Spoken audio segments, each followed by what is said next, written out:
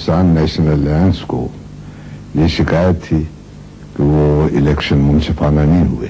انہوں نے ان ابتدائی مذاکرات میں یہ تسلیم کر لیا کہ اثر نو انتخابات کرائے جائیں گے، اور یہی ہمارا بنیادی مطالبہ تھا. اور اس کے بعد آئندہ الیکشن کو منصفانہ اور آزادانہ بنانے کے لیے ہم 32 نکات لے کر گئے. مذاکرات ہوئے اور جناب ذوالفقار علی بھٹو مرحوم کے ساتھ جناب عبدالحفیظ پیرزادہ اور جناب مولانا کوثر نیازی مرحوم تھے، اور ہماری پی این اے کی ٹیم میں مولانا مفتی محمود مرحوم، میں اور پروفیسر غفور احمد، ہم اس میں شریک ہوئے مذاکرات میں. تو کئی دن تک مذاکرات ہوتے رہے.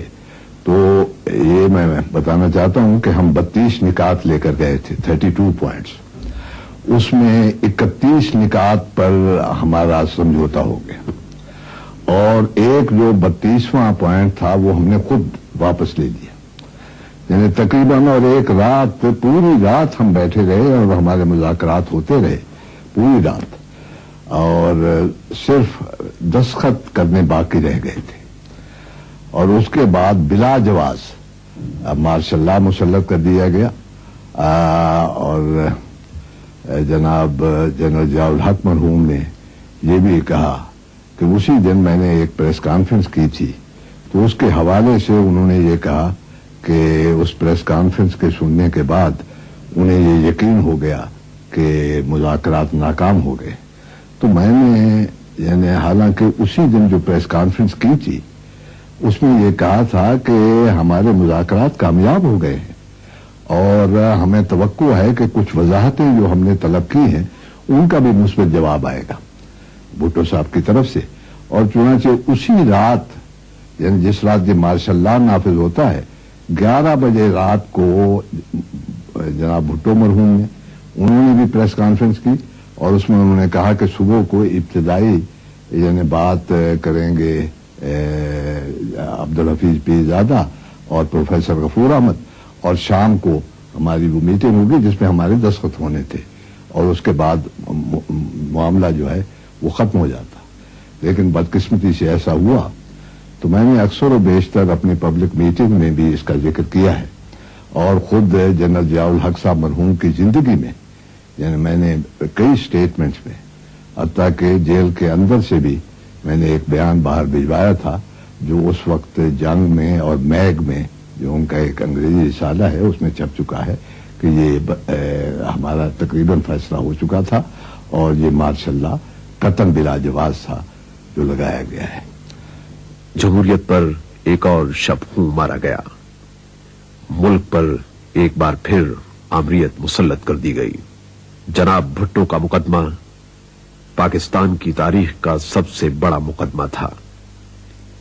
پاکستان کی آئندہ تاریخ کا انحصار اسی مقدمے پر تھا. بھٹو صاحب کا کیس میرا خیال میں بہت سمپل تھا. ایویڈنس اپروورز کی تھی. 2 اپروورز تھا، ایک مسعود محمود، ایک غلام حسین. ابھی غلام حسین کا ایویڈنس گواہی ایڈمیسیبل تھی، لیکن اس کا ایویڈنس غلام حسین کا بھٹو صاحب کے خلاف نہیں تھا.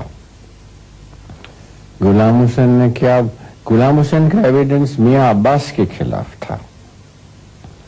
اس نے بولا تھا کہ میاں عباس نے ہم کو ٹیلی فون کیا تھا، کہ مسعود محمود نے میاں عباس کو بولا تھا، کہ بھٹو صاحب نے میاں مسعود محمود کو بولا تھا کہ اس کو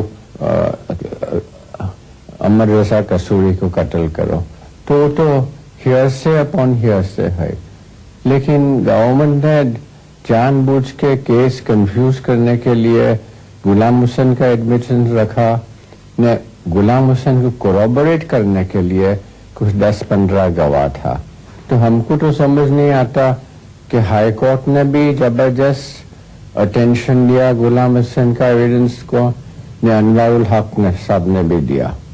ہمارا خیال میں غلام حسین کا ایویڈنس بھٹو صاحب کے خلاف نہیں تھا.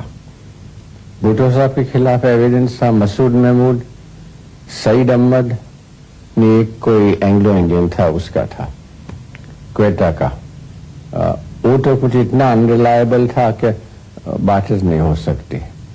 ने जो सईद अहमद था वो भी इंग्लिश लॉ में he would be considered an approver.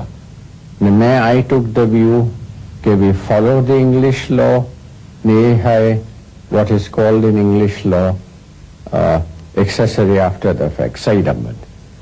Anwar हक साहब ने कुछ गोल गोल लिखा था कि यहाँ इंग्लिश लॉ नहीं है, उसलिए एक्सेसरी आफ्टर द फैक्ट का एक्सप्रेशन नहीं है।